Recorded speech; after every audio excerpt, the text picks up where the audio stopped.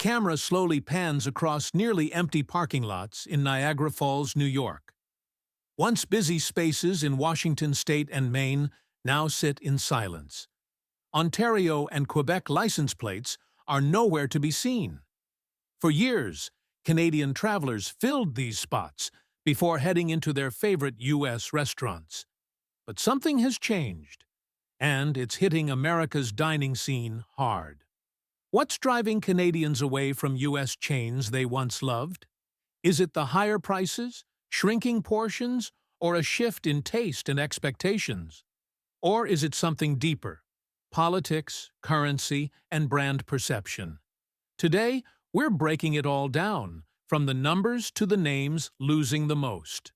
We'll count down from number 15 to number 1, and reveal exactly why these chains are losing the Canadian crowd in 2025. The value gap is widening. Here's the data. Statistics. Canada reports Canadian car trips to the U.S. fell 36.9% year-over-year in July 2025. That's the 6th month in a row of declines, hitting border state restaurants hard. With fewer visitors, every lost table matters.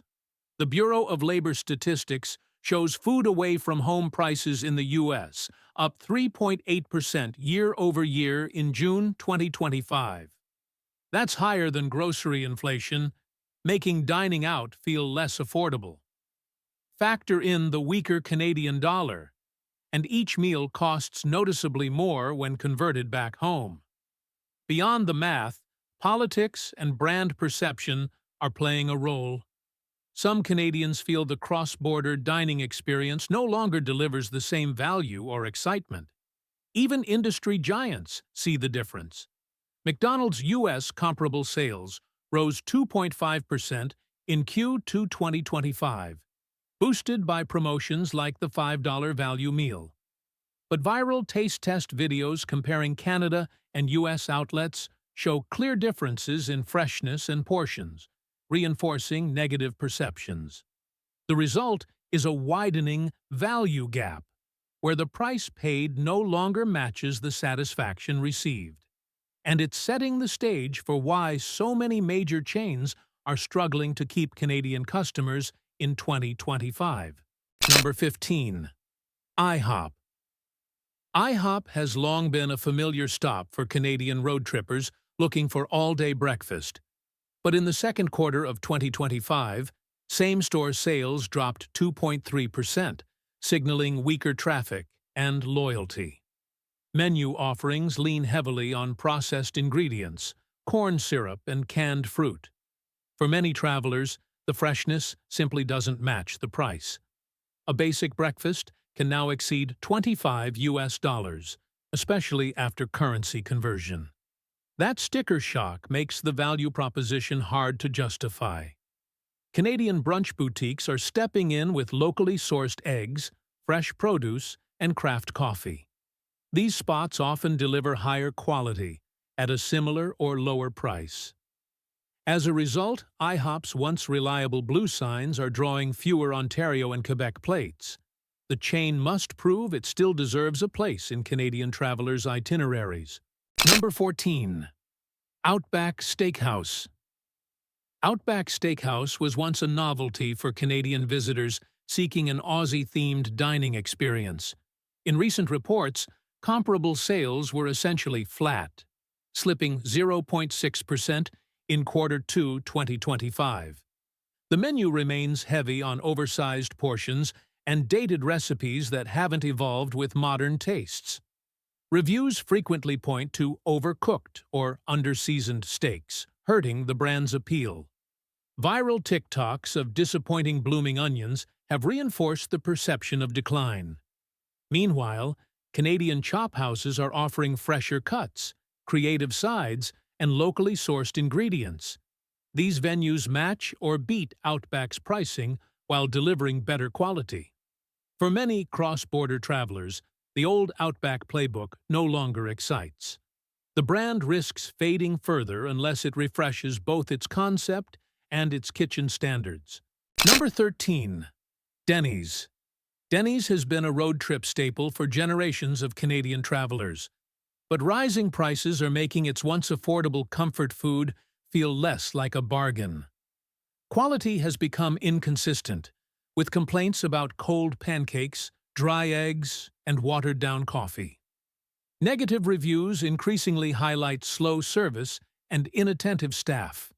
What was once a reliable 24-hour stop now feels hit or miss for many visitors. Meanwhile, independent diners in Canada are stepping up with fresher menus and friendlier service. These local spots often feature farm-to-table ingredients and creative twists on classic breakfasts. For Canadians, the choice is becoming clear.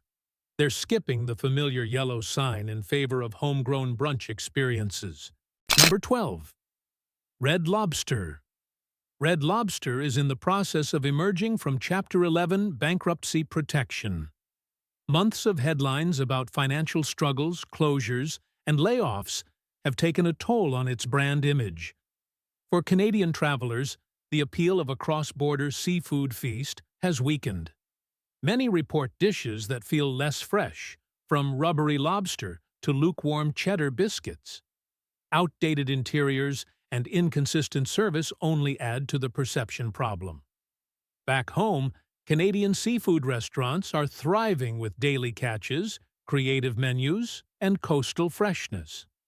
Prices are often on par with, or even lower than, what Red Lobster charges in the U.S. As a result, Canadians are finding little reason to choose Red Lobster during their trips south. Number 11. Buffalo Wild Wings. Buffalo Wild Wings was once a fun detour for Canadians looking for game day energy and endless wing flavors. But today, the experience often comes with a hefty price tag. 2 orders of wings, a pitcher of beer, and fries can easily top $70 USD before tip. For travelers converting from Canadian dollars, that's a serious splurge. The atmosphere, once lively, can feel chaotic with blaring TVs and packed seating. Service has also drawn criticism for being slow during peak hours. Back in Canada, local pubs and craft breweries offer a more relaxed vibe, with bold flavors and fairer prices. These alternatives are winning over travelers who want quality without the noise or the bill shock. Number 10. Panda Express. Panda Express was once a convenient, familiar stop for Canadians craving quick Asian-inspired meals on U.S. trips. But the shine has worn off in recent years. Many customers complain about overly sweet sauces, reheated proteins, and limp vegetables.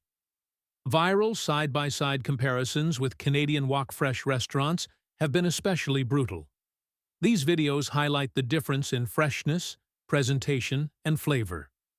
For Canadian diners used to clean-label ingredients and vibrant stir-fry at home, Panda's offerings can feel heavy and artificial. Meanwhile, food trucks and modern Asian fusion spots in Canada deliver bold, authentic flavors at similar prices. As a result, Panda Express is slipping off the itinerary for many cross-border travelers seeking freshness first. Number 9. Subway. Subway was once a dependable option for Canadians looking for a quick, customizable meal on U.S. trips. But quality differences between American and Canadian locations have become hard to ignore. Viral photos comparing a tuna sandwich from Alberta to one from Detroit sparked thousands of comments. Viewers pointed out thinner fillings, soggier bread, and less vibrant vegetables on the U.S. side. These images reinforced the perception of inconsistency across the border. With independent delis and cafes in Canada offering fresher ingredients and generous portions, travelers see better value at home. As a result, many Canadians now skip U.S. Subway locations entirely. They prefer local stops that deliver on both taste and quality, without the disappointment. Number 8. Dairy Queen. Dairy Queen has long been a nostalgic stop for Canadians on summer road trips, but lately, the experience at many U.S. locations has been slipping. Travelers report ice cream and blizzards arriving half-melted, with sloppy presentation. A viral video from a Quebec family showing a melted ice cream cake and sticky tables drew thousands of views. These moments hurt the brand's image, especially when compared to better-kept Canadian stores. Meanwhile, dessert boutiques and artisanal ice cream shops in Canada are booming. They offer creative flavors, fresh ingredients, and Instagram-worthy presentation. For many cross-border travelers, these local spots now feel like the sweeter choice. As a result, Dairy Queen in the U.S. is losing some of its once loyal Canadian visitors. Number 7. Five Guys.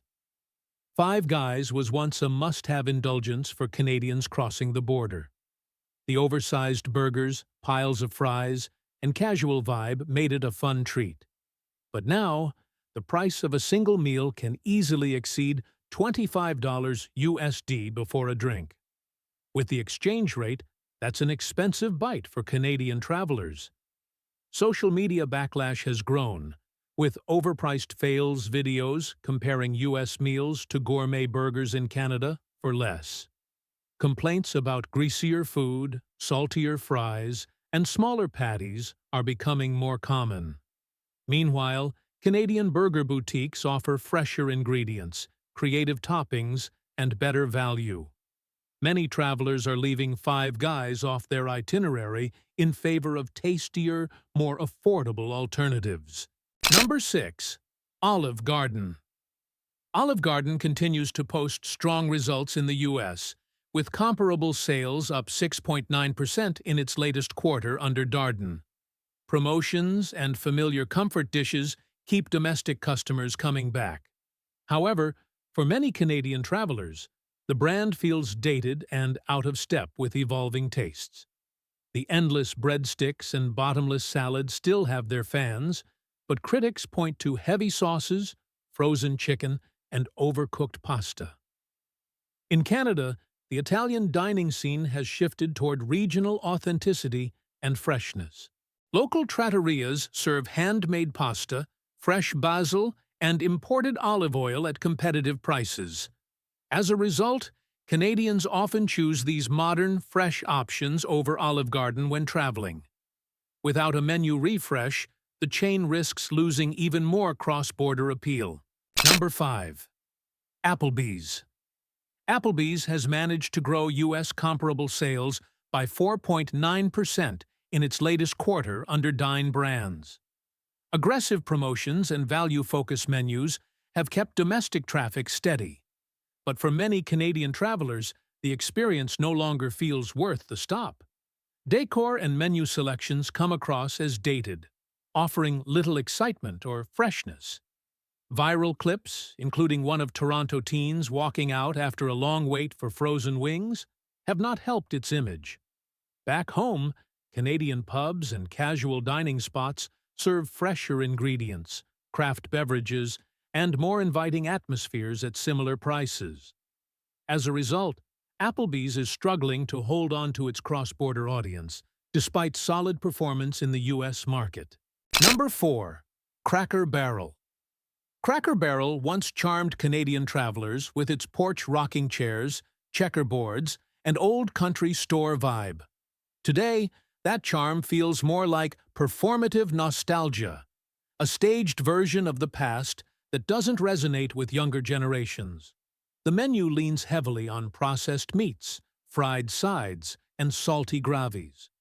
Fresh, lighter options are limited, making it less appealing to health-conscious diners. Gen Z and younger millennials, in particular, are seeking fresher, more diverse flavors when dining out. Meanwhile, Canadian casual dining trends focus on locally sourced ingredients and inclusive menu choices. As a result, many Canadians are bypassing Cracker Barrel in favor of restaurants that balance comfort with quality. Without adapting to modern tastes, the chain risks watching more tables sit empty on both sides of the border. Number 3. TGI Fridays. TGI Fridays was once a lively stop for Canadians looking for a festive atmosphere and classic American comfort food. But the concept now feels stuck in the early 2000s, with little innovation in decor or menu. Many dishes still rely on frozen ingredients, reheated sides, and predictable flavor profiles. For travelers accustomed to fresher, more creative dining experiences at home, the appeal has faded. Canadian casual restaurants are serving bold flavors, seasonal produce, and visually appealing plates at similar prices. This shift makes TGI Fridays feel outdated and less competitive in the cross-border dining scene, without refreshing its brand identity and food quality. The chain risks fading further from Canadian travelers' itineraries. Number 2. Chick-fil-A. Chick-fil-A entered the Canadian travel radar as a novelty, offering Southern-style chicken sandwiches with a loyal U.S. following. Over time, that curiosity has been tempered by controversy surrounding the brand's political associations and past donations. For some Canadian travelers, these issues conflict with their personal values, influencing dining choices. On top of that, combo meals in the U.S. now often exceed $15, making them less appealing once converted to Canadian dollars. Meanwhile, Canadian chains like A&W and Mary Brown's are winning over diners with ethical sourcing, compostable packaging, and competitive pricing. For many cross-border visitors, these homegrown options deliver both quality and alignment with their values. As a result, Chick-fil-A is losing ground with a segment of Canadian travelers who once sought it out. Number 1. McDonald's.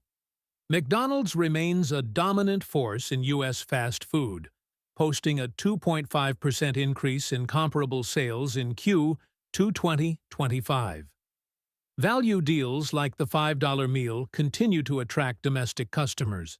However, for many Canadian travelers, the brand's cross-border appeal is slipping.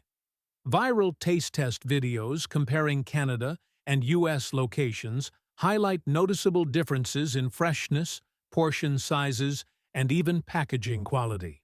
On the U.S. side, the results often come up short. Persistent complaints about broken ice cream machines and slower service further damage the experience. Back in Canada, McDonald's has invested in cleaner interiors, better ingredients, and streamlined ordering, raising expectations. As a result, some Canadians now skip the Golden Arches when visiting the U.S., opting for alternatives that deliver more consistent quality. Border states feel the impact. Border states like Washington, New York, Michigan, North Dakota, Vermont, New Hampshire, and Maine depend heavily on Canadian visitors to keep restaurant tables full. These areas see peak business during summer and holiday weekends when cross-border traffic surges. But in 2025, that pattern has been disrupted.